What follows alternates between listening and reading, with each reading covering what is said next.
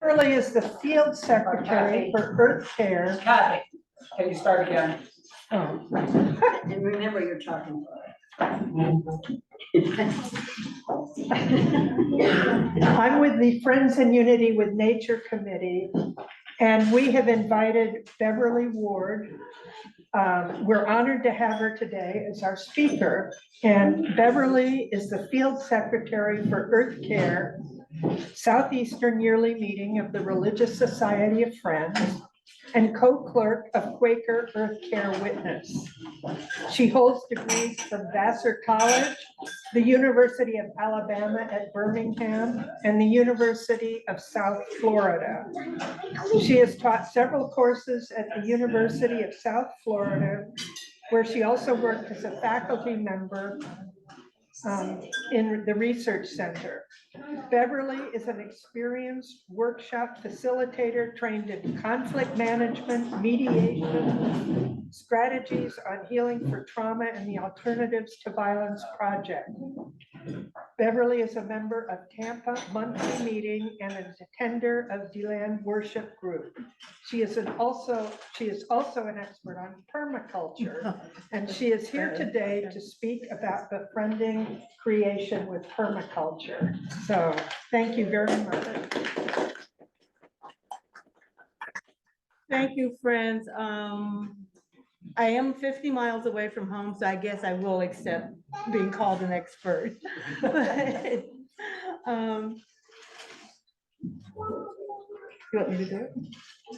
I invite you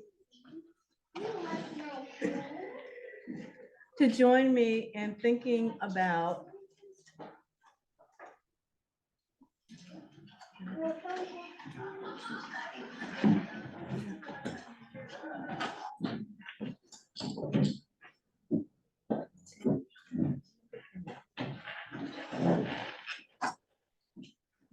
permaculture writ large, not just agriculture, which is, we'll talk about that, but we're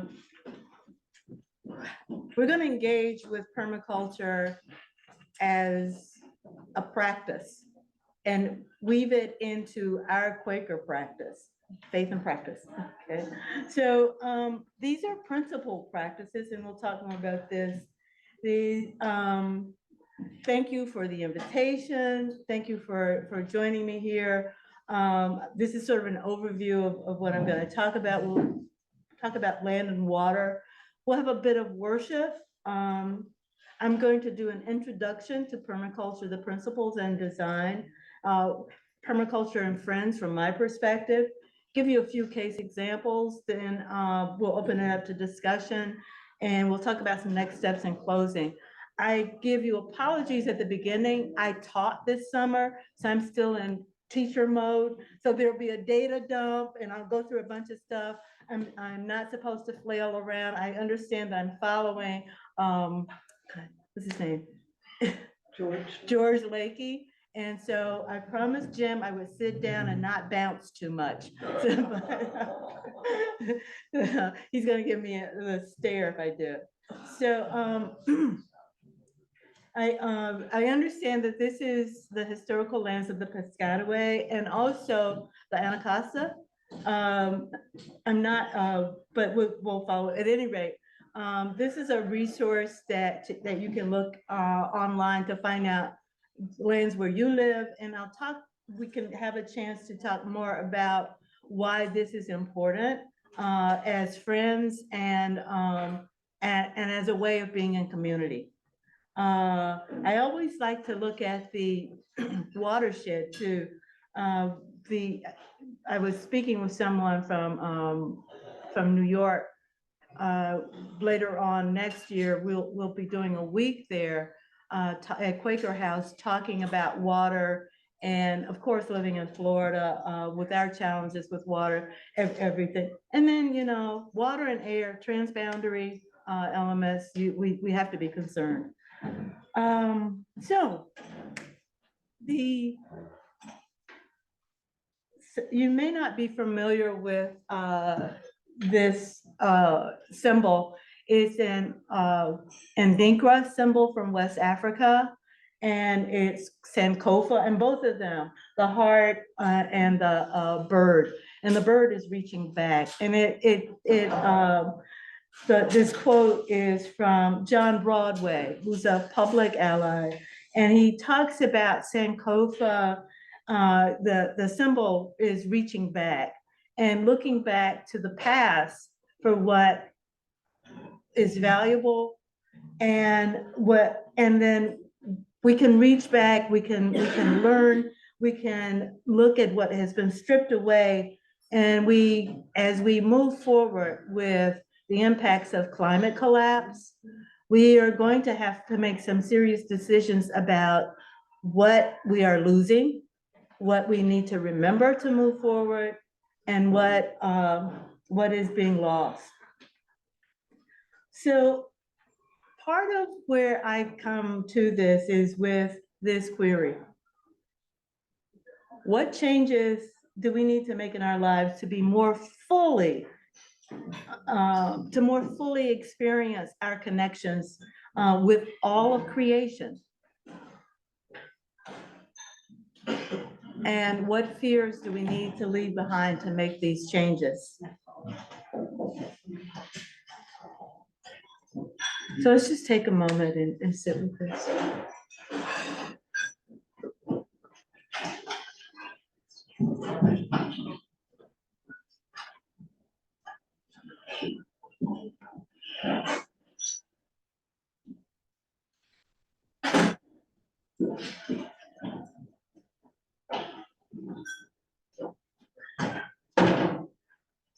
So if you notice my shirt and John's shirt, we have these flowers on, and this is usually anything you see, the first thing you see about permaculture is this flower. If you, David Holmgren, and I'm gonna get Bill's last name wrong, permaculture grew out of two people in Australia thinking about their relationship to the land. And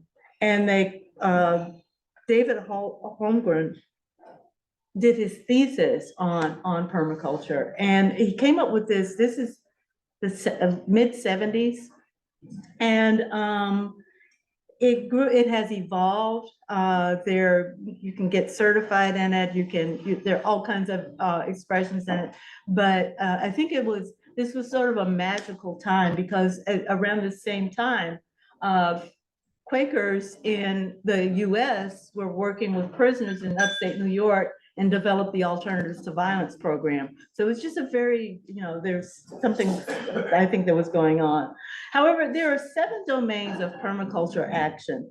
And if you look at this, you see a couple of things around land and nature stewardship, land tenure and community governance.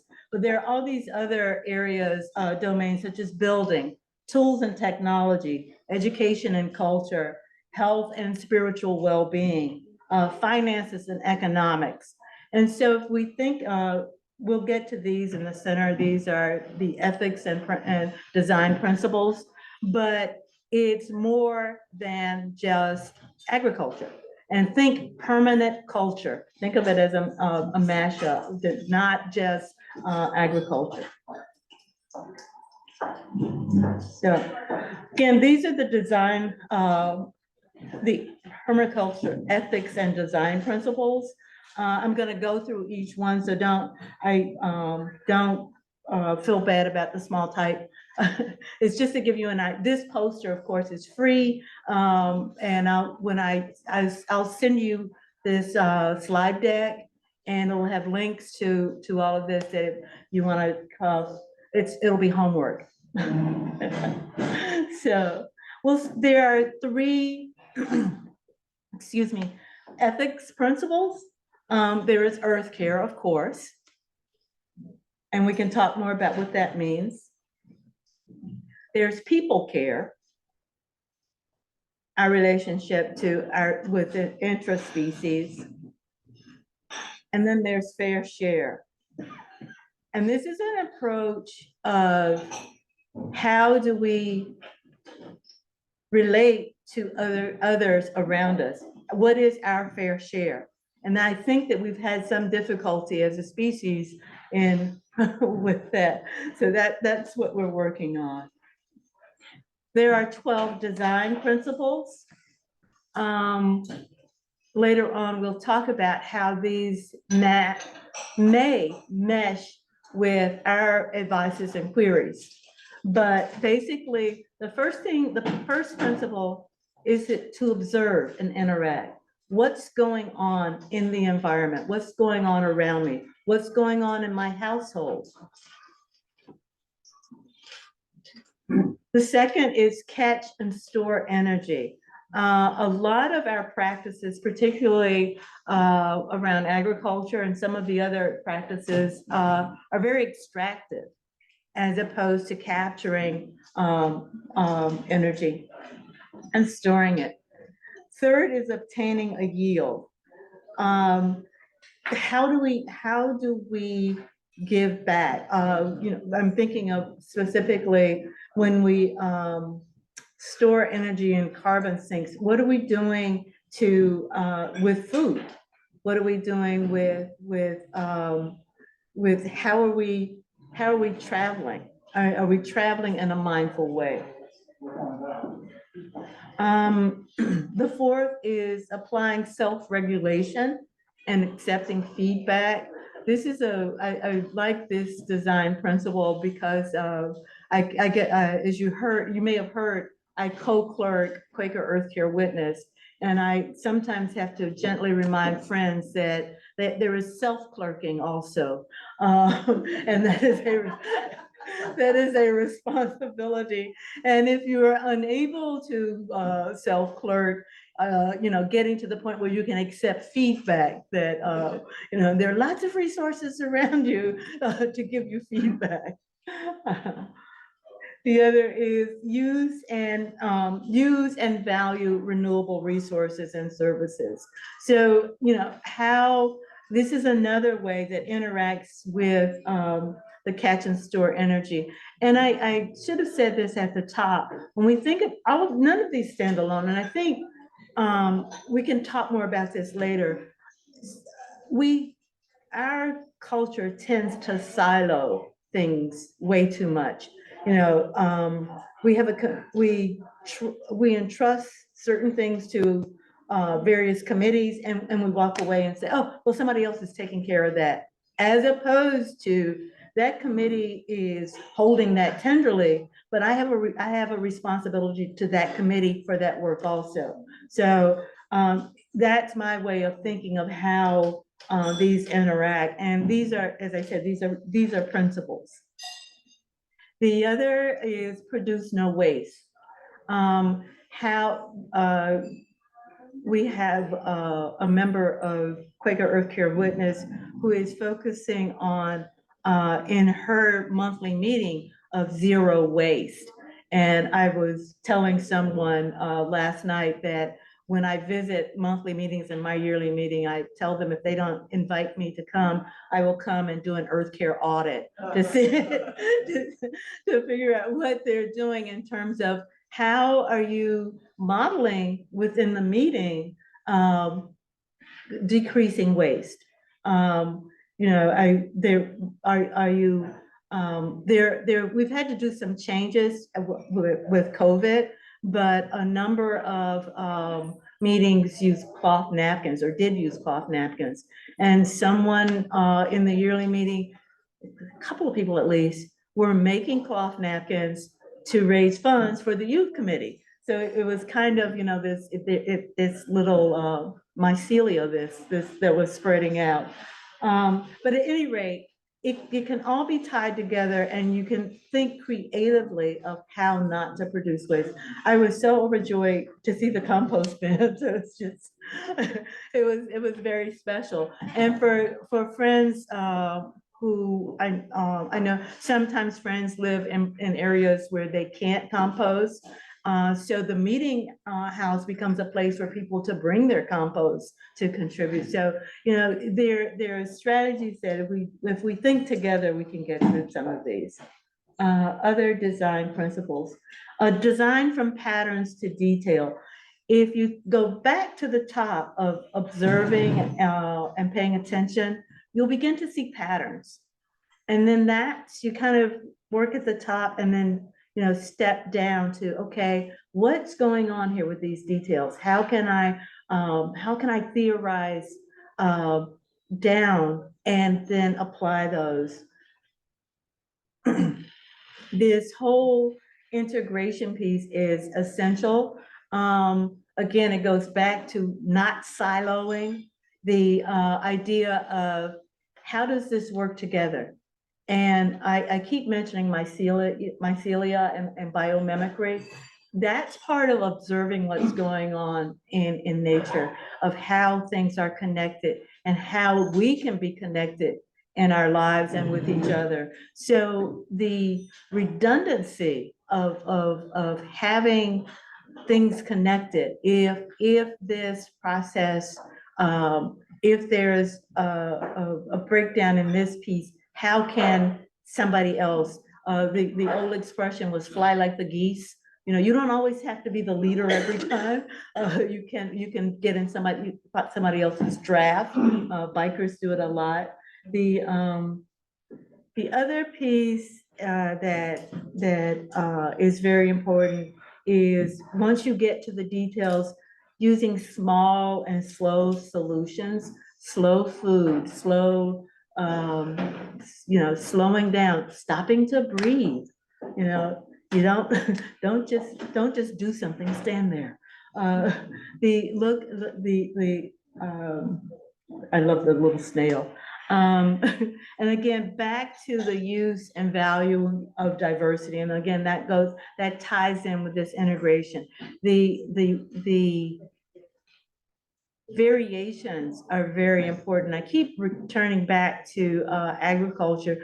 There are so many problems with the way we produce food right now that are extractive, that if there is a breakdown in one species of, or one variety, that there could be serious repercussions.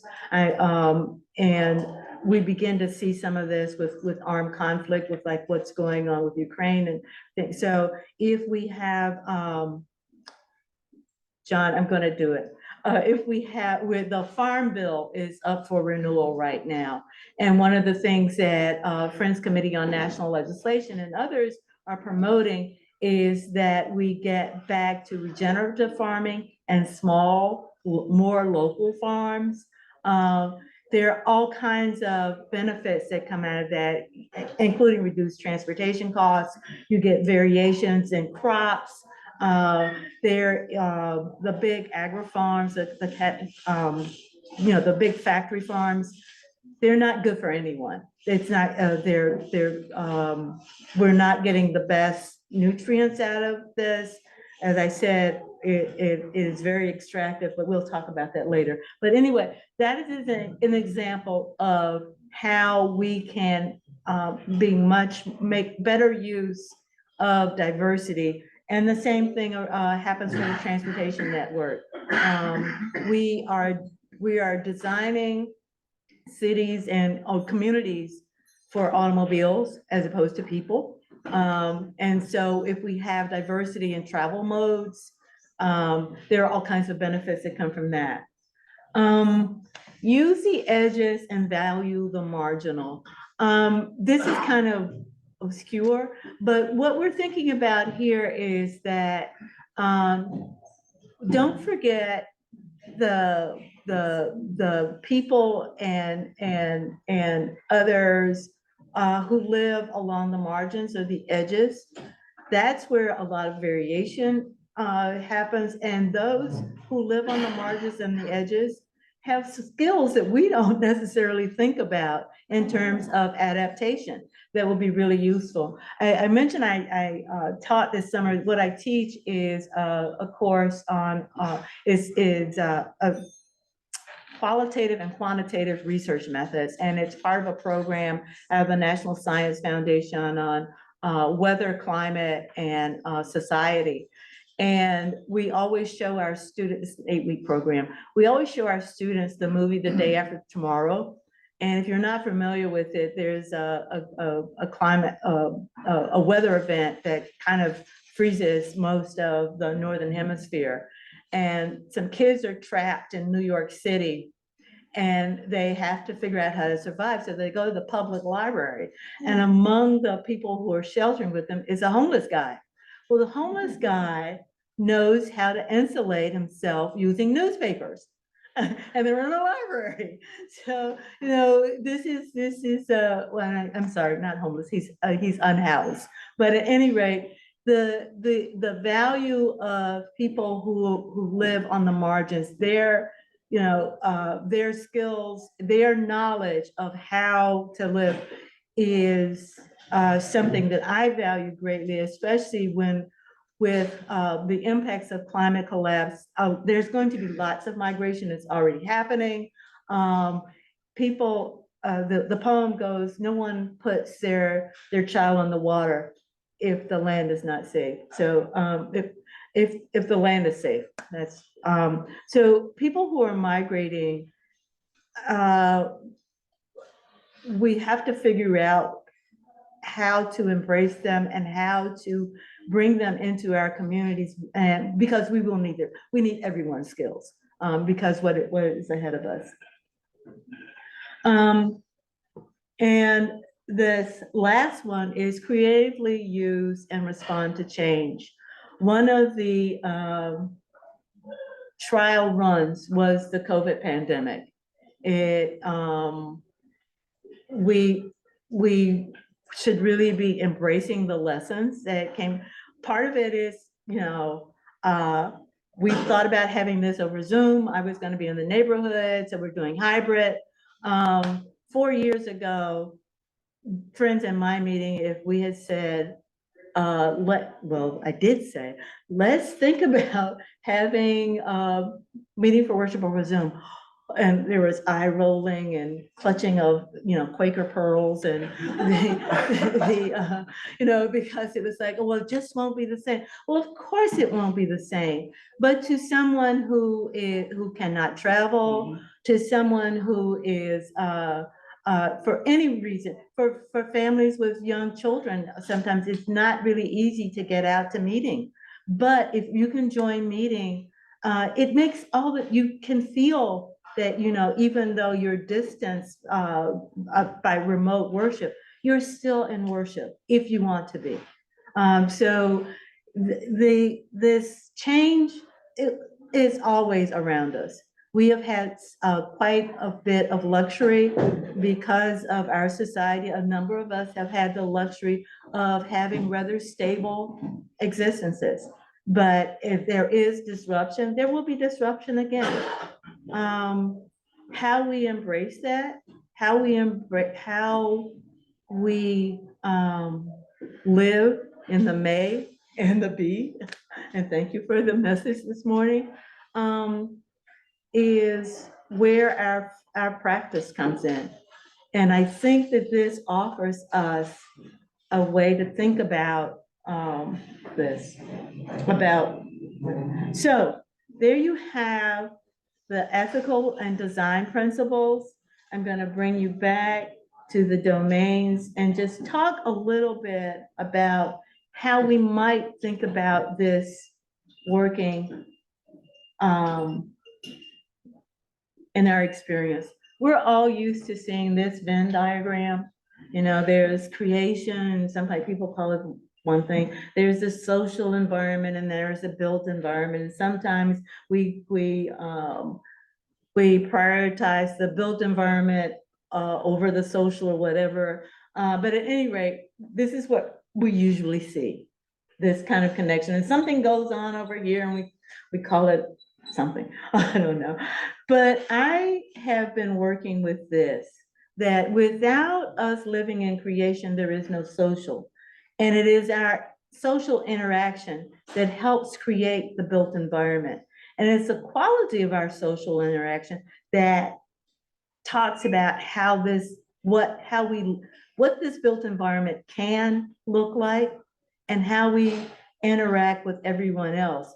You may, I didn't put the other chart in here specifically, but this, usually this is the hierarchical chart and humans are up here and, the snake is down here and these are down here. And this is not really how any of this, I think this is a myth we tell ourselves. That other chart is a myth we tell ourselves. And this is another way I think is useful to think about how we live within creation. I want to go back to, go back. So the permaculture flower and friends testimonies.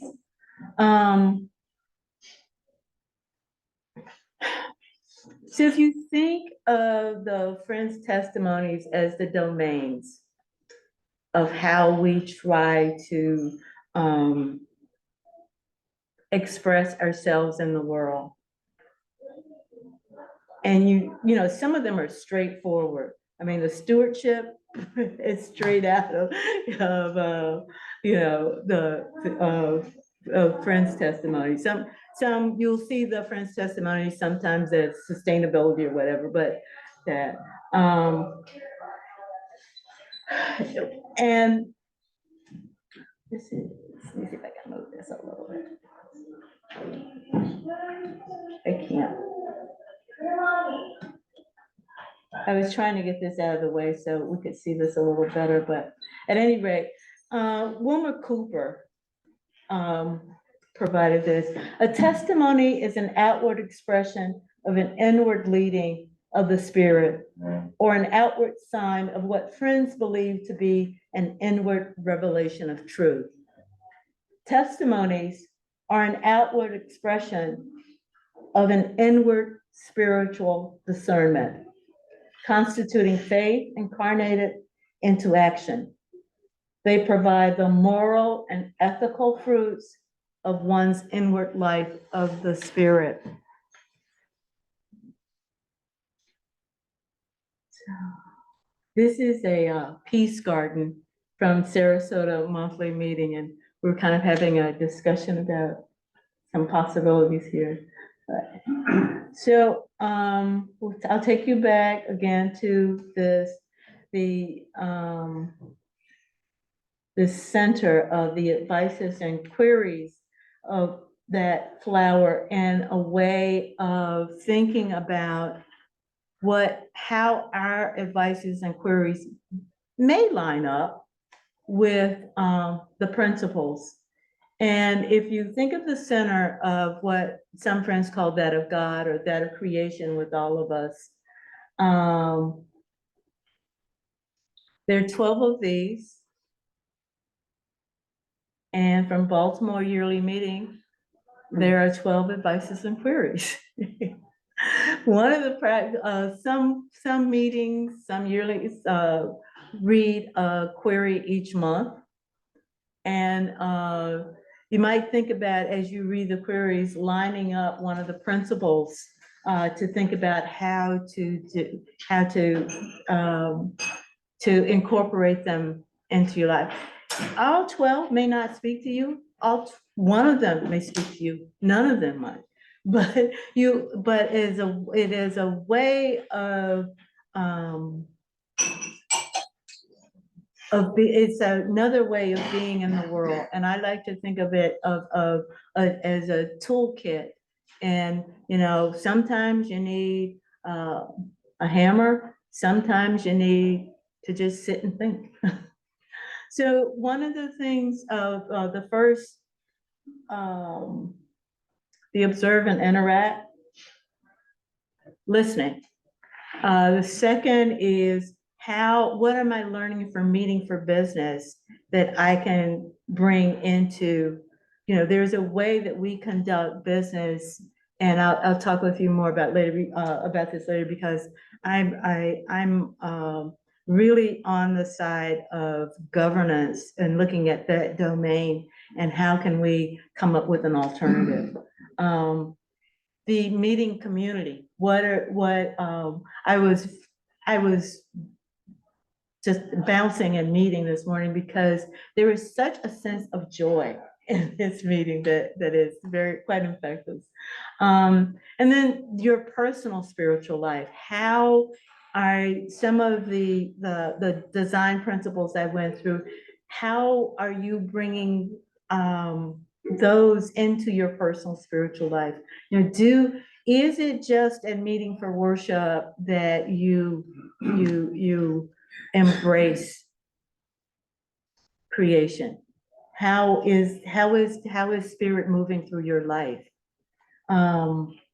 And your home and family. And so it's just going down through, how can I take one of these principles and apply it throughout?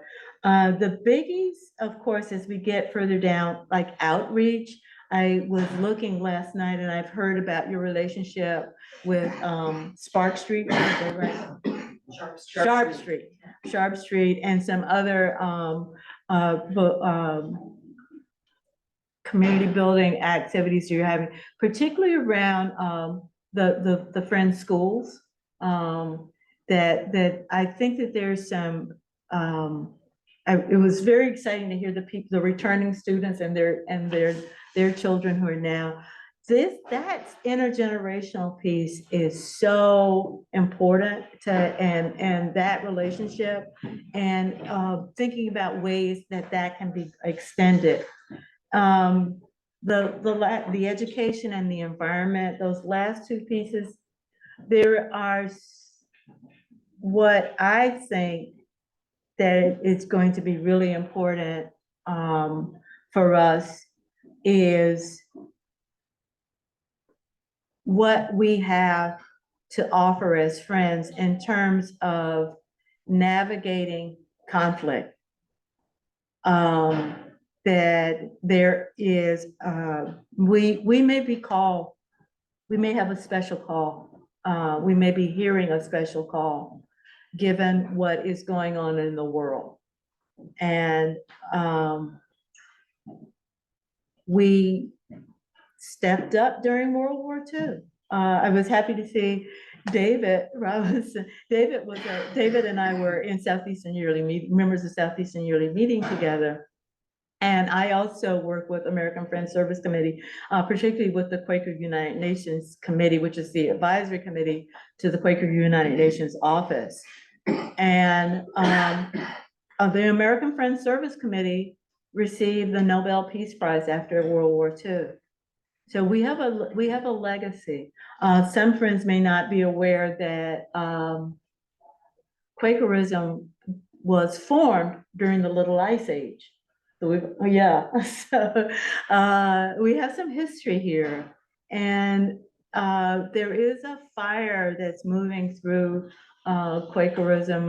The people are asking us to go back and read Benjamin Lay, and to and to just to bring what we have, that fire to. So I've given you the data dump, and I'm going to engage you with a case example to this wonderful site that you have here. And I walked it twice, thanks to Kathy and Catherine. We came over that Friday afternoon, and we kind of did the pre-walk so that I would have some intelligent questions to ask. And so here are some things that I saw, some of my observations and some of the energy and so on, and what I was thinking about as I walked this. You've got some wonderful things going on here. This is a site plan for, I got it out of order, I think, but anyway, for some stormwater management and sediment control.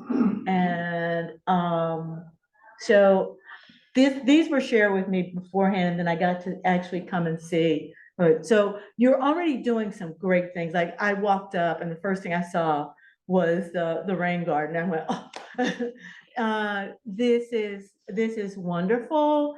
And it's wonderful for a number of reasons. That it's a way of managing water runoff with the slope. What you've done with the vegetation, it's a great attractor for bees and other pollinators. It was just, I was just overjoyed. I was like, I'm in the right place. And this is something, it can be done in your own yard.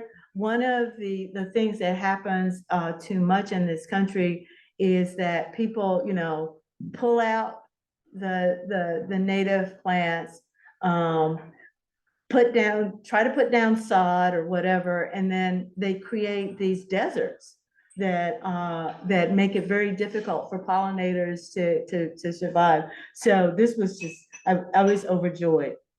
Let's see what else.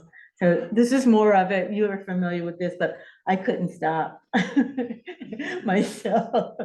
And I have lots more. Yeah, so it's just like all the way, it comes all the way down, and it's just a lovely treatment that's going on. This is from this building addition and some of the things that went on here. This is on the back, and these should have been with the other one. I had some difficulty, but at any rate, this, I received a video of like what happens when it rains with this, and when I first walked it, Kathy told me that there was some problem, and I said, yeah, I can imagine, like right down at the road, from what rain comes off. Yeah. We've had, I'll tell you what we discussed about this, but it's a real potential to do something really neat. And I'm hoping that you'll be able to get the youth involved in it. And the third one is a forest conservation plan. This is the one that's not funded yet, or both the last two, right. For the stormwater management, and I did remember, John, for the other one, in 2021, Congress passed the Infrastructure Investment and Jobs Act, and then last year the Inflation Reduction Act was passed. There is lots of money out there for funding, especially for stormwater management. And right now, county governments and state governments, some of these are competitive projects. And if you mention stormwater, people start salivating. So thinking in terms of thinking of funding, and there's something that really creative that could be done, because when I showed you the slide at the opening about the watershed, I got that information from the Environmental Protection Agency, and the watershed is in trouble. It's flagged. And so if I'm giving you some language to put in the application. Well, we know we're in this watershed, and I speak. So yeah, let's go back there. So this is I have more of this, but this particular area really struck me. This is where we found the bluebird cages, and this particular cage had a nest in it. So you are attracting wildlife. This is the grove.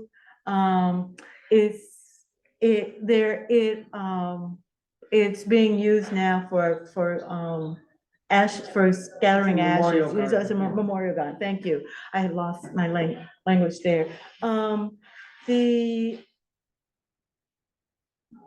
It has great significance, and you might think about engaging families who use it about what would be inviting for them.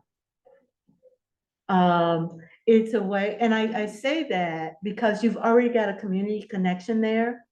So if you wanted to do something there in terms of the management, the other, and the similar things around other areas that you want to do management, you know, I know this is a recently acquired property. You've got the playground area.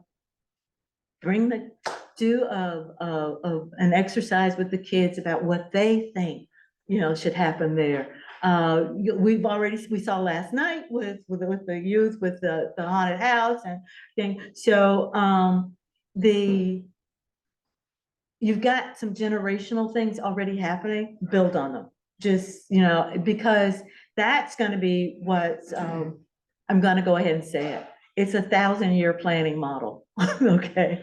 So if, you know, like, they've been around already for like, 300 years almost. So, you know, you've only got 700 more years. The point. So just keep, so these are some tools to think about that and to get people lined up for it. So, and then this is, I was gonna look up, this is the old one, and, yeah. We had quite a discussion with Jeremy, the permaculture farmer, and I can't think of his last name right now, and he's Stanton. Stanton. Yes. Whoa, I could remember his phone number, but not his name. And anyway, Jeremy, when we talked with Jeremy, walked with us yesterday, and he said, I want to know about this tree. And I went, whoa, because I had a picture of it from the day before. And you know, this tree's at least 300 years old. It probably predates the meeting house. I would love to know its history. What, you know, and I'm sure in the meeting minutes somewhere, when the tobacco barn was built, that somebody decided not to take that tree down, and why. And so what has it seen? What, you know, it survived the fire. You know, Underground Railroad. Underground Railroad. See, there are more stories coming out.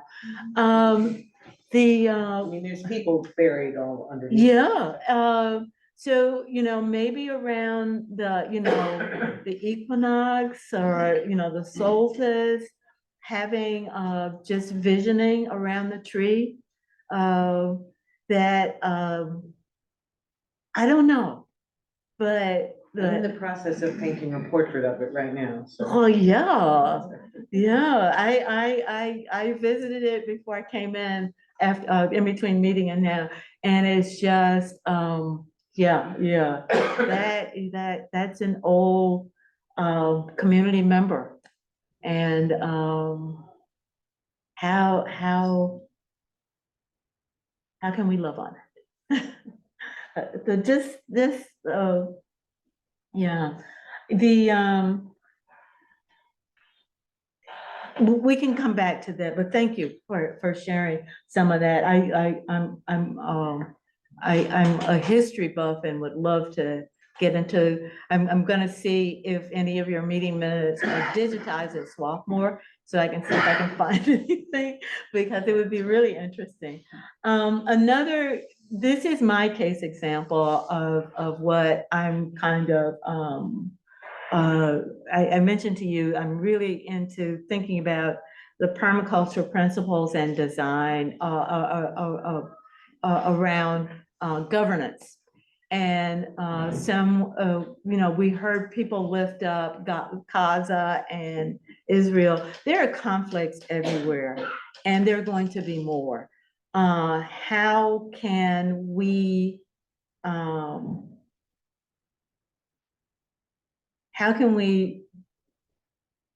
bring what we have to this? And I know it's always been a small group of people, and but even at this time, just by lifting it up. So one of the things that happened, this is from, I have the date on here, it's on the 25th, yeah. We were in DC, John and I, and we went up on the Hill to bother Congress. Because you have to have angelic troublemakers. I'm working on the angelic part, but definitely I got the trouble down. Okay, so we went to talk to Congress, and as we were coming back down the hill, there was a protest that was led by people of Jewish descent, but there were people there were Muslims there were Quakers, and just as we're walking down, Medea Benjamin from Code Pink walks over and gives me a hug. And so I don't know her, but anyway, so this is how, you know, it is being there. We took part in the rally. The thing is that, you know, American Friends Service Committee has people on the ground in Gaza. We can support that we Friends Peace Teams is doing work around the world. There are now Friends Peace Teams working in Ukraine. There, in addition to the Western Pacific and Africa, Great Lakes, and and Latin America. There is now a North America hub that's working on towards right relations with Native people. So there are friends out there doing the work around how do we bring our presence to and ways, and what I think was most important is our way of doing business, of how we have committees, how if we're governing ourselves, we bring, you know, we trust our committees, and then as meetings, we decide, you know, what we can bring this into our secular lives. It doesn't have to be just for First Day, and the world is thirsting for it. How, you know, how can, I mean, there is you may be familiar with sociocracy, and that is the lay. Some friends took the Quaker process of doing business and took it out into corporations and other communities, and said, okay, this is how, you know, you have these circles, and you have representatives from the circles to a larger group, and you work on projects, and like with Quaker business, people agree to what the project is, or even just agreeing to the agenda. And if someone objects, it is a safe space to say why you object. And what's important about that, sometimes people don't want to go along with something, but they don't feel safe in saying they may have a better idea.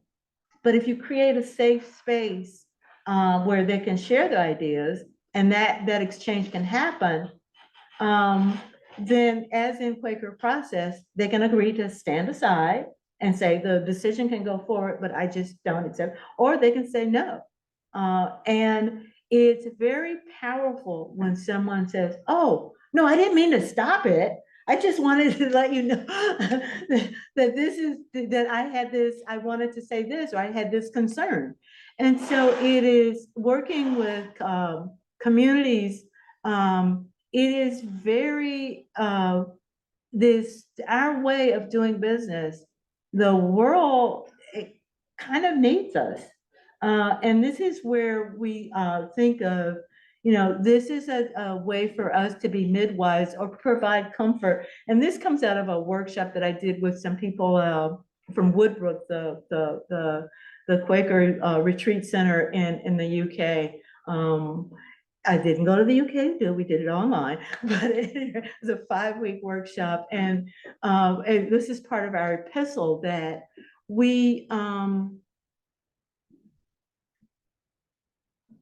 an opportunity with the rhetoric and the noise going on in the world to offer an alternative. And it's a little piece, but we don't know until we step out how important it is. And this is something that because we know the governance systems that we have now are breaking down. And so how can we disrupt that noise? One of the things that I've been known to do is when the noise goes on, is just stand up and don't say anything. And people look at you and it gets their attention. And it disrupts, it can disrupt the noise. So I'm working on this piece. It's a part of, you can bring it into the classroom of how students can share differences of opinion in a way that is constructive without yelling, how adults can do it even in school board meetings. Well, I have to share this one. As you know, we're from Florida, and a couple of years ago, bless his heart, our governor came up with, signed two bills, and one was don't say woke or something, I don't know, and an anti-gay bill. And so our yearly meeting came up with a minute that said, essentially, these bills are antithetical to our religious practices, and our advices and queries say this, and we don't intend to follow this, and we intend to support the teachers and students who are being impacted by this, and we encourage other Floridians to join us in this. So we've been slowly going around to school board meetings. The minute is beautiful. It's less than 3 minutes. So we sign up to make public comment, and then here I come. Who is this woman? Well, she said she's a Quaker. Well, I thought they were dead. And and they have Black Quakers.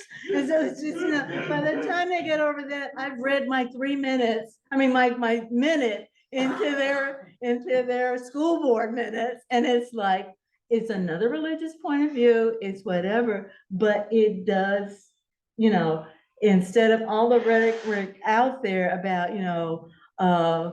this can't be read in school and that, it's like, no, this is my religious practice. And if we have freedom of religion, we can do, and so if you want, when I send the slide deck back, I'll put a link to this minute for you. And it's just, but I have a lot of fun. It's just, you got to, you're not, you just got to. Good trouble. Yeah. Good trouble. Well, necessary trouble. I'm working on the good trouble. So, I'm gonna open it up for discussion. We can talk about some next steps, and then we'll close with some worship. But I want to thank you for this opportunity. I have just had the best time with you, and deep gratitude to Lou and Kathy for amazing. Amazing. And that's my contact information, and Kathy and Catherine and a few others know how to find me too. So.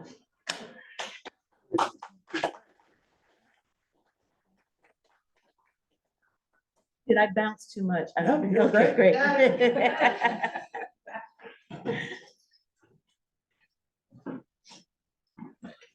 So, help me watch for hands on mine, please. Okay. So, anything struck you? Anything I need to go back to? Like I said, it was a data dump, and it was like, ooh, so.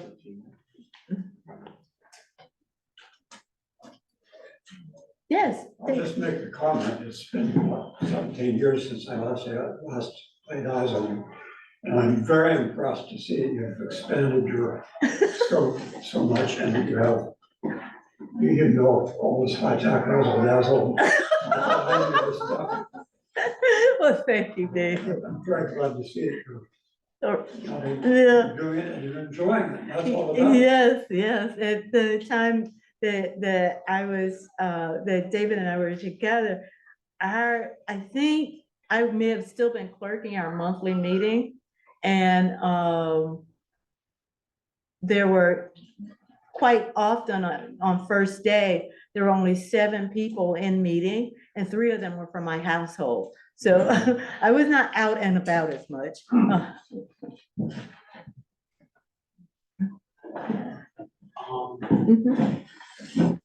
I've actually participated in the permaculture community. I don't really have a question, I'm just, well, I worked in farming and composting, Mhm. and maybe I could talk to you after. Sure, the- sure, the- sure, the- sure, yeah. I, there's I think it was near the beginning, there was a little, a spiral garden. Everybody, if you're interested in it, make a spiral garden. But I really like the idea of observing first. and Yes. Taking small action. Yes, yes, That's, there was a creed that came out for this community that came out of a contest in, I think 74. And I don't remember all of it, but it's what you would expect. It's, you compare them, but it said like, Born in do- 74? no, I wasn't. But it said something like consistently do moderate. Yeah, yeah. Like not I try to to do, change the yeah, world no, with every no, action. no, it's just, yeah, that was one of the reasons why I shared the site plans. If you notice, it wasn't like this huge Okay, thing, we like, need to- here's the whole site, and then we're gonna do this, and it, and it's like, no, okay. Because when you do something, you see how that's gonna affect everything else. And it's like pulling, you pull on this string and what happens? So we live on like less than an acre, like 2/3 of an acre of land. And so right now, we have two spiral herb gardens. One's near a kitchen garden and one's like a medicinal. They both need cleaning out. But when we plant things, we don't mow anymore. We just put down tree falls, like anything. We've got a pile of stuff like branches, and so we put those down, and we throw some cardboard on top of it. And then we do what's called the lasagna method, where we layer hay and soil from the compost bin, and then we throw stuff in But a there. lot of my friends have been into mound agriculture. Uh-huh, or uh-huh. Google culture. Yeah. And it's a lot of fun. You just keep tossing the wood chips on. Yeah, You just put yeah, stuff down yeah. and then mushroom, like Yeah. it's so like I can't think of a word, but the word urban. Yeah. I think like it's so dense. Yeah. Like integrated. Right. And it's really impressive as Right. a system. As opposed from pulling back and the cover and at any rate, what is happening that's exciting is that some of the farmers in the Midwest are beginning to do prairie strips. And they're finding out that instead of scraping everything off and everything, that the prairie strips really are helping everywhere else where they're planting things. And so it's happening. That's what's exciting. It's happening slowly. But one of the things, like I said, with the Farm Bill is we're trying to promote more of it.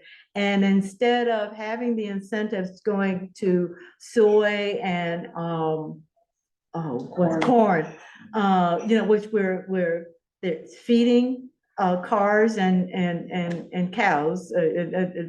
Why not have the inputs go into actually regenerating soil? I mean, we lose so much topsoil and we don't, it's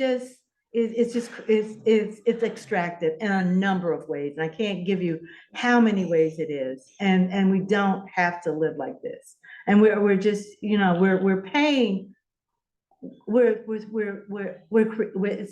creating waste of valuable resources, and it's crazy. Yes. So I want to speak to that just regionally. So my son works for a farmer, commodities farmer. In Maryland, you don't have those big There just isn't space. As a matter of fact, he has to move his equipment from one field to another and just farms, just a little more than 800 acres, I think. So before we, I find myself often within, groups like ours, environmental groups, that, let's not beat up on the small farmers.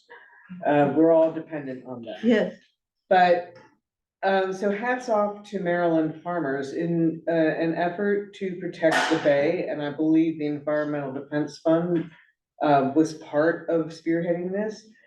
Almost no farmers, from the Piedmont down, they no longer till the soil. yes, So it- yes, yes, yes, yes. Process. And the benefit, and this is where I believe, EDF really spearheaded it, was working with them and found a way to make it more economically sound for the farmers to Yes. not till. Yes, that's exactly what we're trying to promote in the Farm Bill, to, instead of paying money, to, really, the money To goes to scalp the land.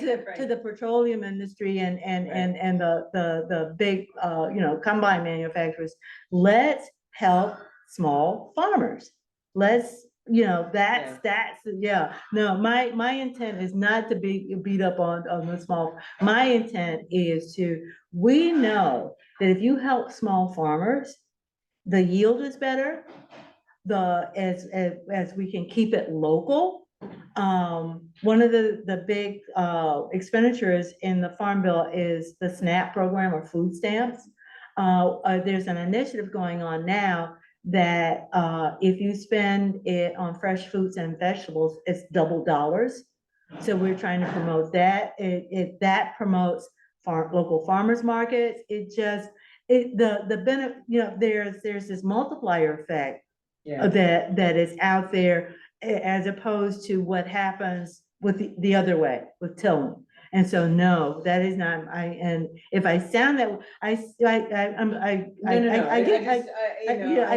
hear that happen, a lot when people want sound bites. Yeah. About it, and, I know the efforts that my son goes through. I mean, he rotates through, I think, 6 different crops. Yeah. So that it's not. The same thing. Now, he is still dependent in order to get the yield they need in order to pay the bills. Right. He's gotta be planting GMO corn, which, Right, you know, yeah. but he's also doing heritage corn. Right, when he can. yeah. So, I just think the more that we find a way, and I guess your statement about working with people on the fringes, I would also extend that to working with people who we feel are completely different than us. Yeah. Maybe on the opposite side of a political topic. Well, where we live is, they still have Trump 2020 billboards up. Mhm. So, but Sure. yeah,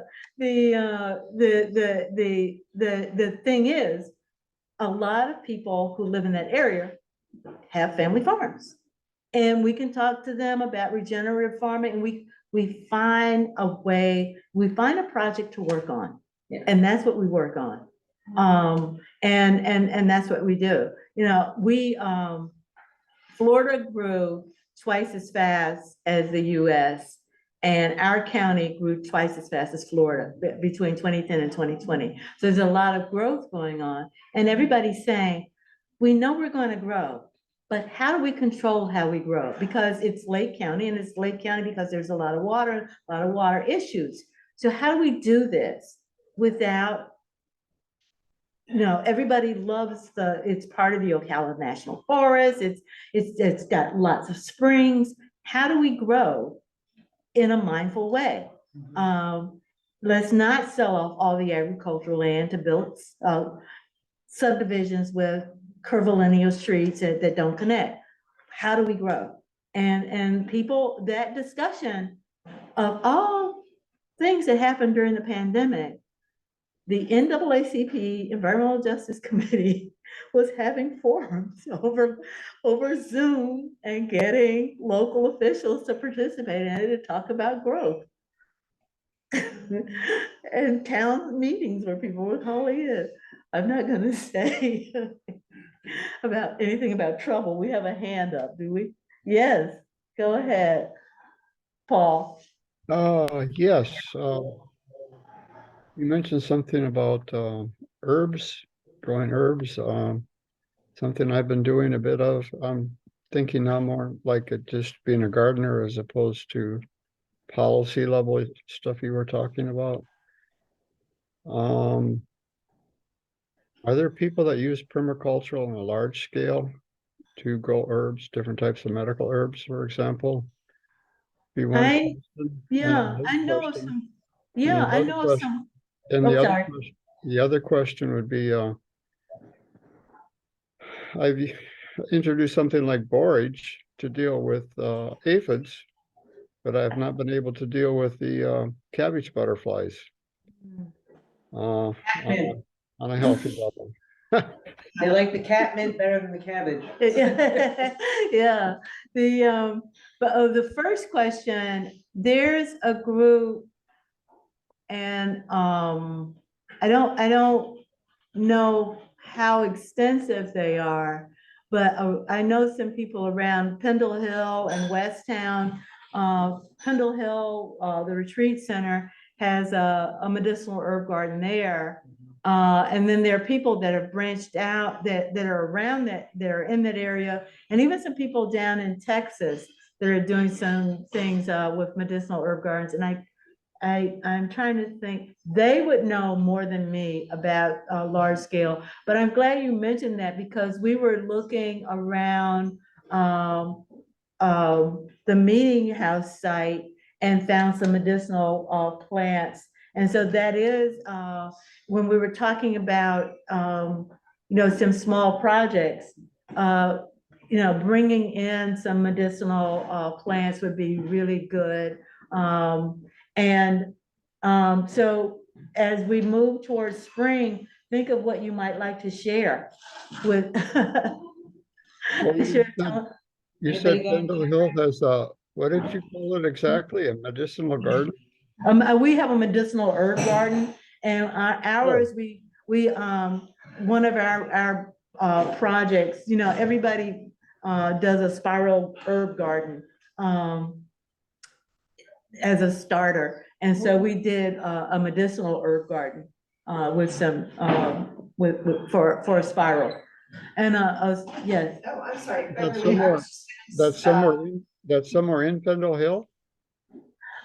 No, this was at our place in Florida, but at Pendle Hill, they do have a medicinal garden, a medicinal herb garden.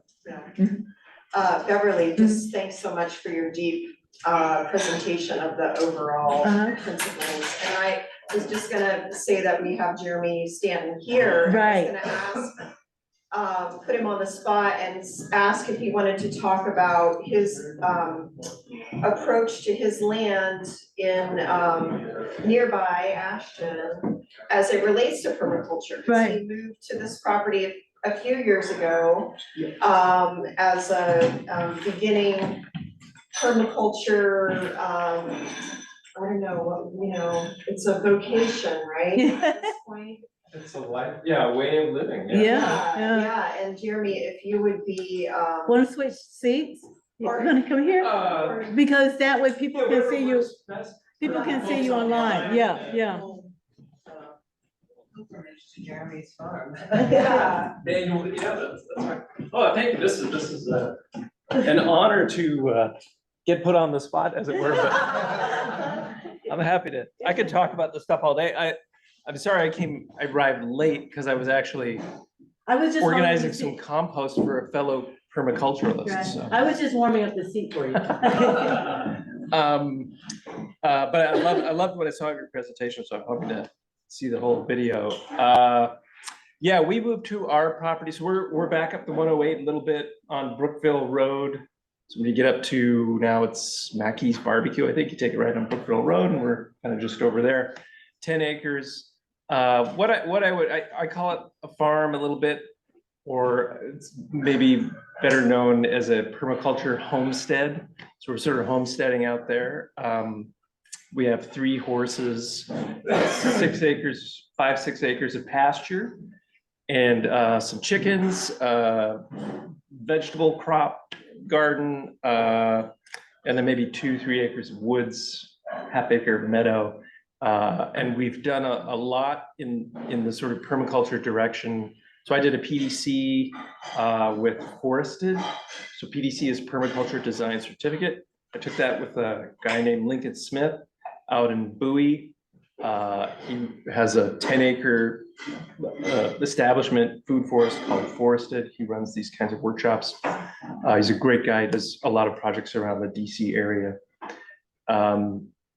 So after I did this PDC in 2019, I became very interested in what can you do at the home scale, sort of with your landscape. So at our house in DC, I started ripping out the azaleas and planting blueberries and putting various fruit trees and raspberry bushes along the front. We convinced the local city arborist to put a serviceberry where there had been some kind of maple on the little grass strip that the city owns before. And during the pandemic, my daughter and wife, who had been riding horses since about 2017, we all sort of woke up one morning, we're like, we should just move to a farm. Let's just sell out. Let's just do it now. Now's the time. So 2021, we ended up at this property over here. And so we do all kinds of things with permaculture. One of the things, so we have 3 horses. And one of the big things we've been doing is trying to integrate them into the system, right? So it's the principle of, integration. And there's not a lot of material out there on sort of working horses into a permaculture setup. There was an Australian group who established a website called Equine Permaculture, but they haven't updated it in like 5 years. I reached out to them and never heard back. But we started connecting with sources like Joel Salatin down in Virginia, who is a big name in the sort of pasture management space in terms of organic, really sort of just grass farming. They do cattle, but the principles can be applied to horses. Basically, the idea is you're doing regenerative ag and you're growing grass and a mixture of other plants that feed the animals, and then those nutrients cycle back through your whole setup. So we're doing a lot of that with the pastures. And then the horses are excellent producers of fertility for everything else, 50 pounds per horse per day. And I've shoveled every pound of it, I can tell you. I move 10 tons a year, I calculate. Let it compost for really long. Yeah, really long, until compost down to, yeah, exactly, 1 bucket full. So that's a, we've got a kind of a circular economy of nutrients going there. Those nutrients are feeding the vegetable gardens. So we grow a lot of our own food on about 1,500 square foot garden. So I think despite the need to have perennial food crops, the annual crops are still, I think, deeply important, particularly from a homesteading perspective. But it's like, you want to do it without fossil fuel inputs and external inputs, and how can you do it, without pesticides and all that kind of stuff. So we're doing, no dig. Haven't done any direct hugel culture yet, but it's something I want to try. I do something called mini hugels with some of the trees we planted in our back meadow, where we've done a food forest, but it's quite wet. So certain species don't like wet so much. So I do kind of a hugel mound, pile it up, and then plant the tree in that. So far they're hanging on. And then we do sort of foraging activities and woodland restocking activities in our woods, because prior owners had done things like they thought the woods was too dense, so they had someone go through and kind of strip out all the undergrowth and kind of open it up a little bit, which of course allows a lot of invasives to move in, and then you clear out the saplings. You need about 60%, 60% of the stuff growing there needs to be saplings for an adequate restocking rate, and we're probably like 10%. So I've been sort of trying to partner with the woodlot to get species reestablished in there, planting beech and oak, and putting cages around things that I think the deer are going to eat. So there's a lot of different things we're doing there, and we give tours and host the first day school kids every year, which is a total joy for us. We really love coming into the mindful meadow, we've named it. gathering around the fire ring and having some acorn pancakes. And How's other it coming with treats. the acorn? Yeah, we've been cracking acorns in the Dave built acorn sheller and all that kinds of stuff. Yeah. So that's what we And the do over woods there. are already giving you hickory and Yeah, persimmon. hickory nuts. There's a mature persimmon tree there, which is pretty much what sold me on the property. So, I need some guidance on my chestnuts, how long I need to cure them. oh yeah, chestnuts. Yeah, our neighbor, her grandfather had the good sense to plant 12 chestnut trees 60 years ago. And, you know, I eternally sort of say a prayer and say, you know, bless you in the past for having done that, because just the limbs from one tree that hang out over one of our pastures, we probably get 30, 40, this year, probably 50 pounds of chestnuts. Unbelievable. Yes, sorry. So I've heard that sometimes flowering plants and vegetables go well together. They kind of protect each other. So do you plant Yes, flowers and your food yes. vegetables together, and how do you work that? Yeah, absolutely. This year, I really sort of dove into that. Last year, I just did a little bit of calendula around, but this year I added on that and did all kinds of stuff. So one thing I did was a trailing nasturtium in a number of places, more just for pollination. So, right, so the flowers are going to provide attractants to your pollinators, which might not necessarily come if all you have is tomatoes, right? But you kind of want to get them attracted to your space with the big bright blooms, and then they're going to go around and, like, you know, pollinate your tomatoes and your plants, whatever else you got. So, and then they can also attract predatory insects. They're going to eat the bad bugs, right? Or the pest species, or the species that are just more abundant than we'd like, right? So your cabbage moths, I'm telling you, with the cabbage moss, I have a bunch of catnip that I planted that has gone wild, and the cabbage moss like that better than my cabbages. that is cool. So I I'm gonna got try some that really out. good cabbages, even though there were moths all over the place. Yeah, trap crops is another, way to utilize the flowers. Is that a term for trap? Trap crop. Yeah, you sort of plant something that you don't care about too much, but the bugs might love, and then they go over there. When I was on the farm, we, one of the farms I worked on, to get rid of some of the insects, we had a little pond, and the farmer Gigi, she got frog to live in the pond, and it was Yeah, noticeable. There were less yeah. mosquitoes. The dragonflies. Yeah. We used to have tons of mosquitoes at our home in DC. There was English ivy everywhere. And we moved out here and we're like, oh, there's a wetland. It's gonna be a mosquito disaster. I am like knee deep planting trees out there. I maybe have gotten 3 mosquito bites in the past 2 years, like, honestly. And that's because there's dragonflies, there's bats, there's, everything is feasting on the mosquitoes. And it works. But sorry, back to the flowers. So we did chamomile, calendula and nasturtiums, bachelor's buttons, and marigolds is popular, and I'll take your cosmos. marigold buds, because I make dye, I'll be making dye out of it. You can make. Yeah. In That's- fact, I got my seeds from Chesapeake Fiber Shed Yeah. organization at the Sheep and Wool Festival. They were like handing out marigold seeds, and they had yarn dyed with marigold. Beautiful. And that's what I will be dyeing with it is gold. That is awesome. Can you comment more on the no dig? If you're planting a Yeah. plant, what?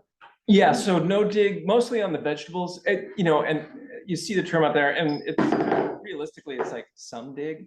A little bit.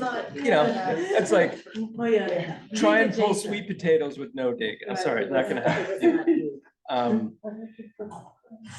But the principles are, you don't want to get in there with the tiller and sort of churn everything up, right? Because you got all that soil life living in there, making the soil kind of what it needs to be, right? What it wants to be.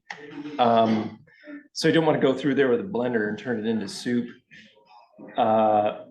Even though the aeration might give you an initial boost, right? And then you come back every year and you're like, oh, I want to get that boost again. It's kind of like a sugar high for the soil. It really doesn't do it any long-term good. So the idea is just leave the soil alone, keep it covered.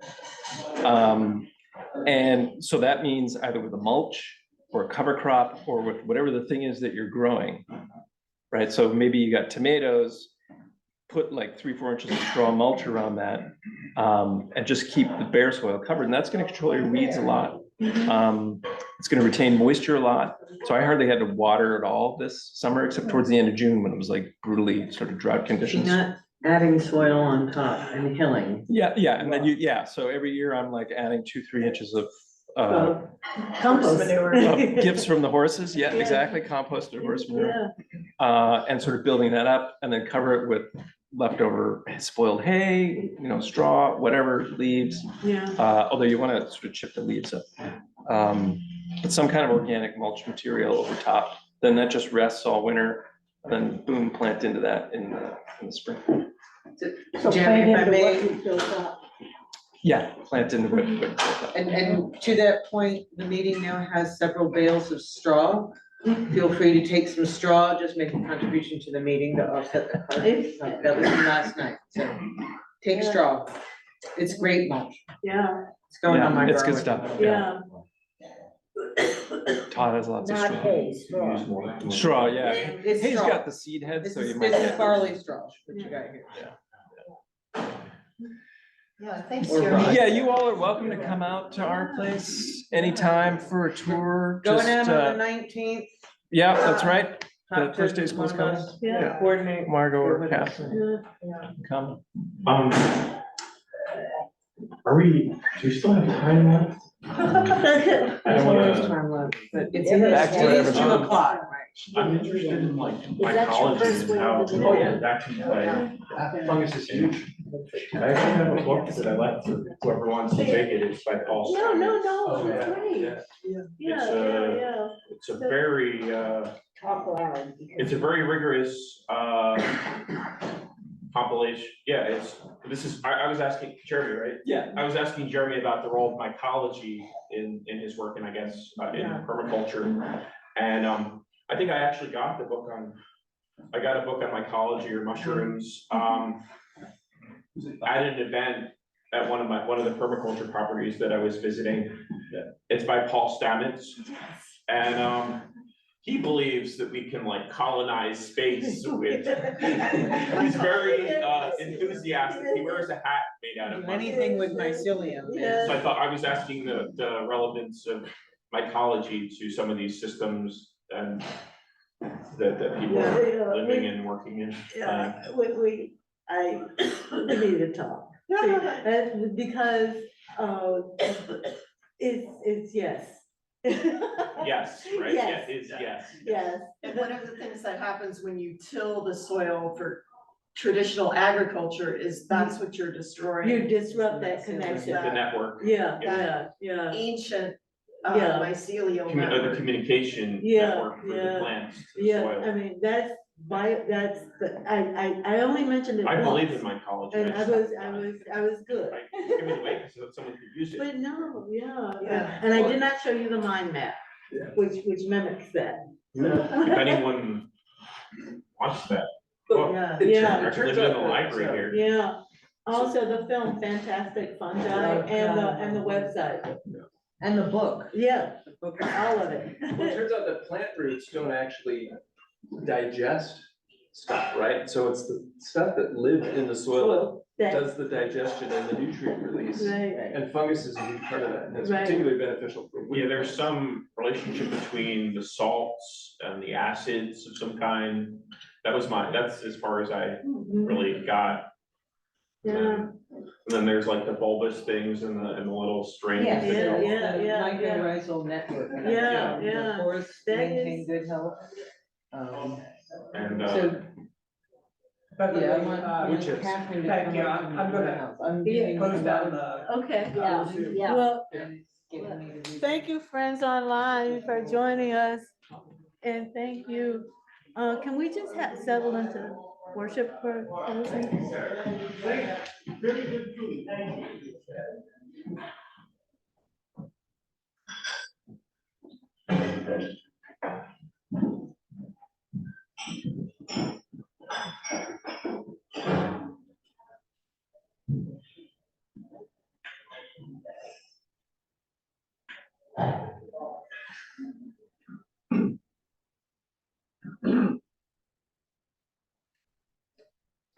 Thank you, friends. It's been a great joy. I was gonna share with you the manifesto from the Mad Farmers Liberation Front. Yes. Yeah. I am very, glad about that. It seems to include madness. Yes, with mental health, exactly. If which I can is find it. A marginal perspective. And, Okay, yes, manifesto, the Mad Farmer Liberation Front by Wendell Berry. Yes. Love the quick profit, the annual raise, vacation with pay, want more of everything ready-made, be afraid to know your neighbors and to die, and you will live with a window in your head. Not even your future will be a mystery anymore. Your mind will be punched in a card and shut away in a little drawer. When they want you to buy something, they will call you. When they want you to die for profit, they will let you know. So friends, every day do something that won't compute. Love the Lord, love the world, work for nothing. Take all that you have and be poor. Love someone who does not deserve it. Denounce the government and embrace the flag. I'm not so sure about that one anymore. Hope to live in that free republic for which it stands. Give your approval to all you cannot understand. Praise ignorance, for what man has not encountered, he has not destroyed. Ask the questions that have no answers. Invest in the millennium. Plant sequoias. Say that your main crop is the forest that you did not plant, that you will not live to harvest. Say that the leaves are harvested when they have rotted into mold. Call that profit. Prophesy such returns. Put your faith in the 2 inches of humus that will build under the trees every 1,000 years, not hummus, I know. Listen to carrion. Put your ear close and hear the faint chattering of the songs that are to come. Expect the end of the world. Laugh. Laughter is immeasurable. Be joyful though you have considered all the facts. So long as women do not go cheap for power, please women more than men. Ask yourself, will this satisfy a woman satisfied to bear a child? Will this disturb the sleep of a woman near to giving birth? Go with your love to the fields. Lie easy in the shade. Rest your head in her lap. Swear allegiance to that which is nighest your thoughts. As soon as the generals and the politicos can predict the motions of your mind, lose it. Leave it as a sign to mark the false trail the way you didn't go. Be like the fox who makes more tracks than necessary, some in the wrong direction. Practice resurrection. Thank you, friends. thank you. Thank you.